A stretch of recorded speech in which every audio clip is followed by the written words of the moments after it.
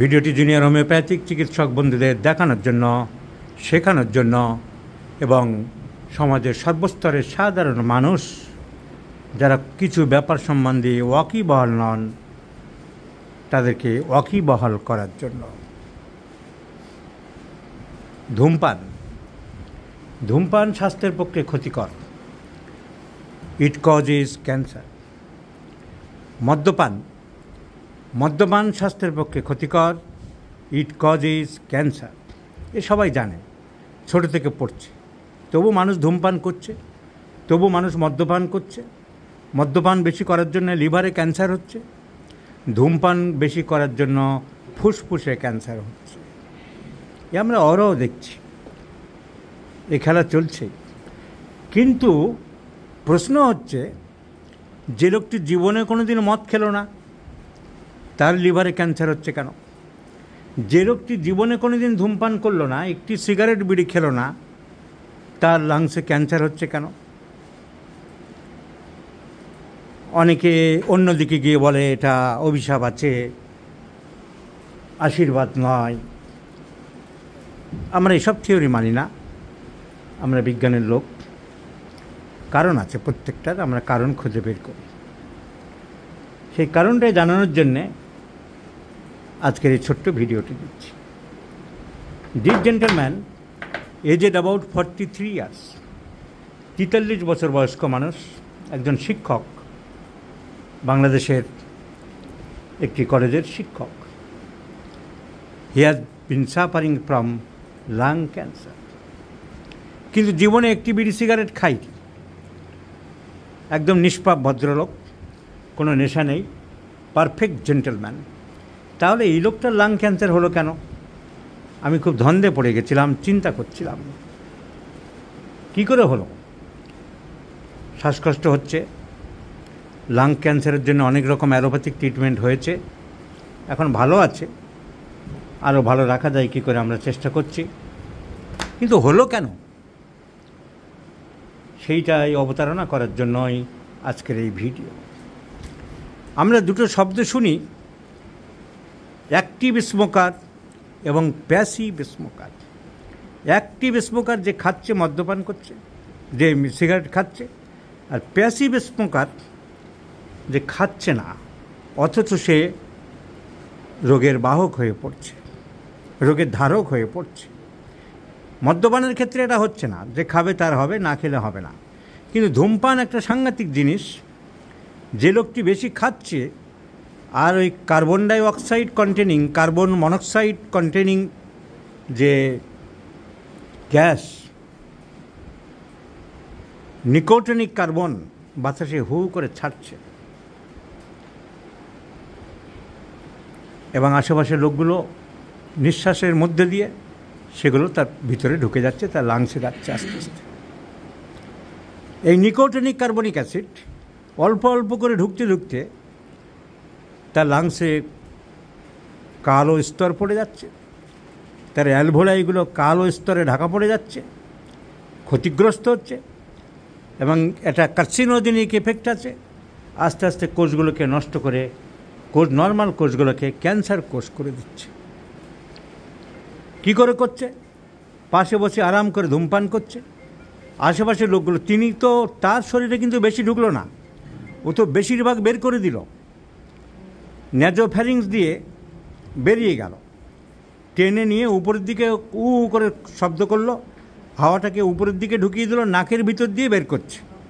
অনেকে মুখ দিয়ে বের করে, হুঁকোটা যেমন যারা খায় তারা মুখ দিয়ে বের করে, কিন্তু সিগারেট বিড়ি খেলে নাক দিয়ে টেনে নেয়। মানে আমাদের গলার যে টাগরা, যে ফুটো, ওরোফ্যারিং দিয়ে ইস্টমাস বলে, আমরা দেখতে পাই না, ওখানে যে ইবিউলা আছে, আলজিওবা আছে, তার উপরে কিন্তু একটা ফুটো আছে, যে ফুটোটা আমরা দেখতে পাই না, যেখানে নাক দিয়ে খাবার পাইপ ঢোকানোর সময় যে ওইখান দিয়ে ঢোকানো হয়, ওই ফুটো দিয়ে গলার মধ্যে ঢুকে যায়।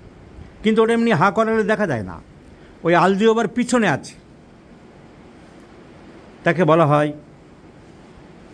ওইখান থেকে উপরের অংশটাকে বলা হয় ন্যাজোফ্যারিংস। তো ওখান দিয়ে হাওয়াটা, কার্বনটা বেরিয়ে যাচ্ছে, নাক দিয়ে বের করছে, কিন্তু তার লাংসে বেশি গেল না, সে বেশিটা বের করে দিল।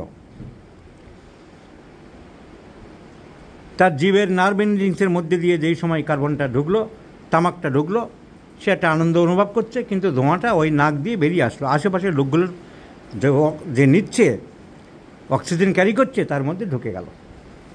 প্রচুর হয়, অনেক বাচ্চা এইভাবে শ্বাসকষ্টের রোগী হয় বাড়ির বড়দের জন্য। অনেক লোক ধূপেও হয়। এই যে হিন্দুদের ঘরে ঘরে প্রচুর ধূপ ধুনো দিচ্ছে, ধূপ এত গন্ধযুক্ত ধূপ চারিদিকে দিচ্ছে, তার মধ্যে চারিদিকে 50টা ধূপ জ্বালিয়ে বসে আছে বদ্ধ ঘরে। It causes cancer. আমি দেখেছি রামকৃষ্ণ মিশনের আশ্রমের সন্ন্যাসী, সে খায় না, তামাক খায় না, বিড়ি খায় না, সিগারেট খায় না, তার ল্যারিঞ্জিয়াল ক্যান্সার।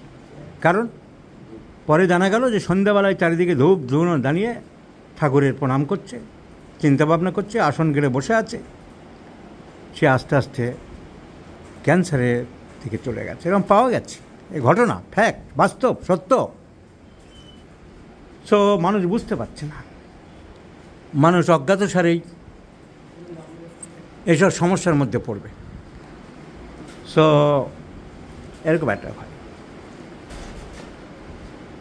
ছোট বাচ্চা, অনেক বাচ্চা, বিধানের একটা কেস আছে, এটি বাচ্চার শ্বাসকষ্ট কিছুই মোটেই কম ছিল না।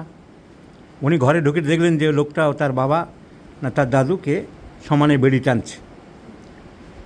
উনি বললেন যে এই লোকটাই তো শ্বাসকষ্ট তৈরি করেছে, এই যে বেড়ি টানছে বসে বসে, এই লোকটাই তো এই বাচ্চাদের শ্বাসকষ্ট দায়ী। এরকম গল্প আমরা অনেক শুনেছি। এই ভদ্রলোকের ক্ষেত্রে আমি ভাবছিলাম ওনার শ্বাসকষ্ট হলো কেন। আমি জানতে পারলাম ওনার বাবা চেন স্মোকার, প্রচুর ধূমপান করে। তাহলে অনেক দিন থেকে, ছোটোবেলা থেকে, এই যে বাচ্চাটা, উনি যখন বাচ্চা অবস্থায় ছিলেন, ছোটো ছিলেন, বাড়িতে প্রচুর ধূমপান করছে। অনেকে বাচ্চা কোলে নিয়ে ধূমপান করে, কি ডেঞ্জারাস। বাচ্চাকে আদর করছে, এদিকে বিড়ি সিগারেট খাচ্ছে, নিজে আনন্দ মজা মৌজ করছে, আর এদিকে অন্যদের সর্বনাশ করছে।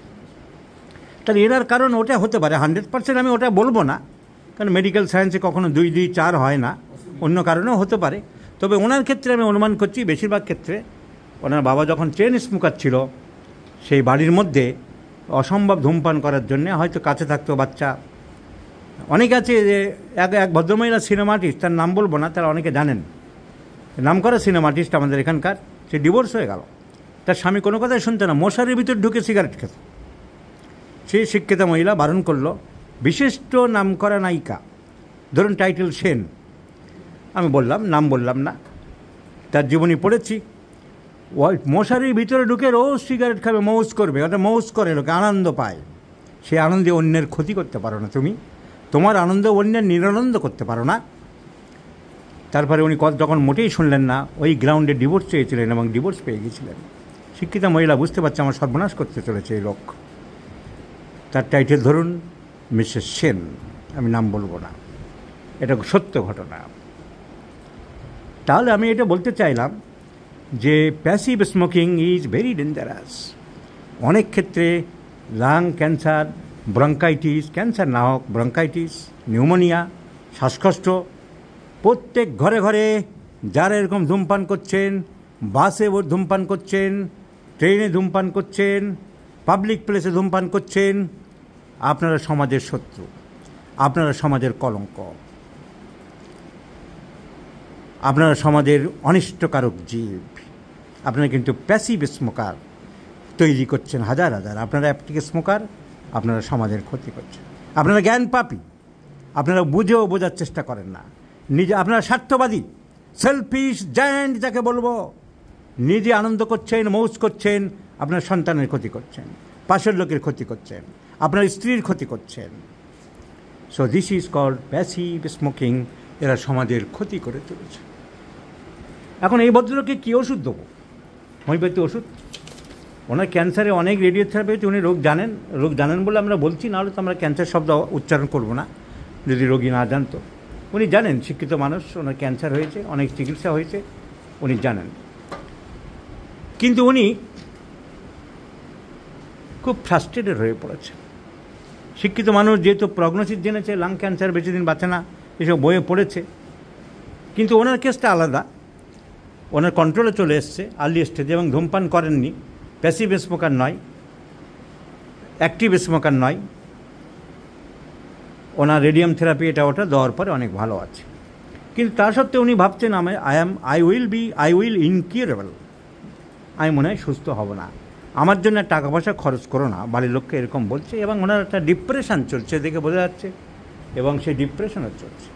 সো চিলি পেশেন্ট, শীত বেশি, একটা ডিপ্রেশনে চলছে, এমনকি অনেক সময় সুইসাইডেরও টেন্ডেন্সি ছিল। উনি চিন্তা করেছিলেন যে বেঁচে থেকে লাভ কী, আমার জন্য টাকা পয়সা খরচ করে ফ্যামিলি মেম্বারের শেষ হচ্ছে, এই টাকাটা থাকলে ওদের কোনো কাজে লাগবে।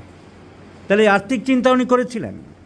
This is the rubric average ধরা হয়, কিন্তু অ্যাকচুয়ালি টাকা বাজে নষ্ট না হয় সেই চিন্তাটা করেছে। শীত বেশি, the medicine acts over the cancer also, so the selection is arsenic Alba.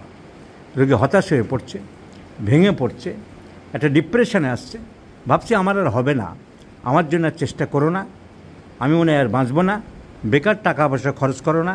ঠিক এই সব লক্ষণগুলোই আর্সেনিককে ইন্ডিকেট করে। তার সাথে উনি শীত বেশি, তার সাথে arsenic is a great medicine acts over the carcinoma. So our medicine is arsenic Alba and it should be given in 50 millesimal scale of potency. Mister বিশ্বাস, আপনার কেসটা সাধারণ মানুষকে অবহিত করার জন্য এবং ডাক্তারদের শেখানোর জন্য দিলাম আপনার পারমিশন নিয়ে। আপনাকে অসংখ্য ধন্যবাদ। আমি আপনাকে এনকারেজ করছি, আপনি ভেঙে পড়বেন না, আপনাকে সুস্থ রাখতে পারব।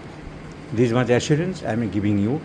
আপনি মেজাজে থাকেন, হাসি খুশিতে থাকেন, জয়াচে থাকেন, আপনি সুস্থভাবে জীবনযাপন করতে পারবেন, এই অ্যাসিওরেন্স আপনাকে আমি দিলাম।